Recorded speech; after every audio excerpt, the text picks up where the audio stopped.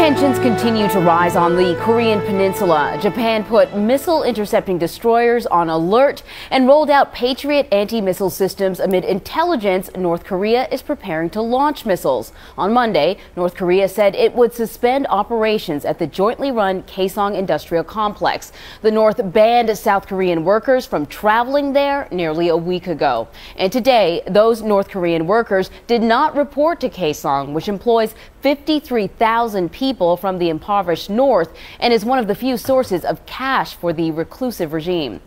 So joining us this morning is CBS News foreign affairs analyst Pamela Falk to talk a little bit about the latest, about what's going on there. Now, Pamela, as I understand it, even with all this rhetoric, all this talk, people always felt as long as that industrial complex was open and South Koreans were allowed to go to the north and work, things were bad, but they weren't really bad. So what does this say that they're shutting down the complex? In addition to the shutting down of the complex, the cancellation by North Korea of the armistice that ended the Korean War in 1953, in addition to cutting the hotline, it all means that they're ramping up so much the rhetoric and the policies that there may be unintended consequences. And that is the fear. Not that North Korea really, or at least that one has to prepare for the worst. Right. But the general sense is North Korea is not looking to start a nuclear war, but to gain leverage. Right. But that accidents happen. Right. You don't want to, you're afraid that somebody might talk themselves into a decision that could be catastrophic. Precisely. Now, there are reports that North Korea may be looking to launch another missile, maybe looking to do another nuclear test in their underground testing facility. How likely do you think either of them happening is? Usually, when North Korea does either a nuclear test or a missile launch, we know about it a few days before. We see the movement of all the equipment. It does seem to be that there will be something coming. Okay. Now, they've launched about 6 missiles. They've also done 3 nuclear tests underground.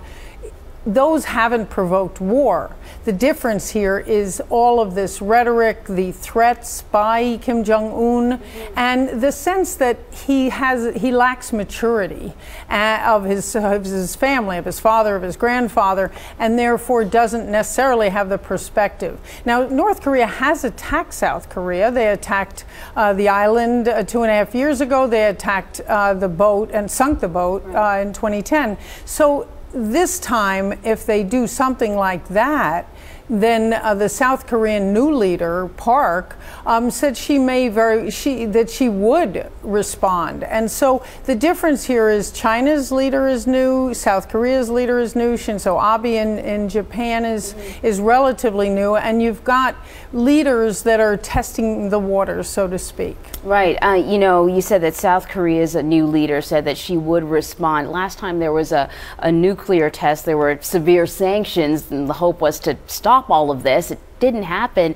Do you see sanctions as an option again? I believe so. I mean, this all started in February, at least this round, with their test, the North Koreans' test, then the UN sanctions. There was also UN human rights report, and all of that, and the maneuvers by US and South Korea, which have been delayed so as to not to increase the tension.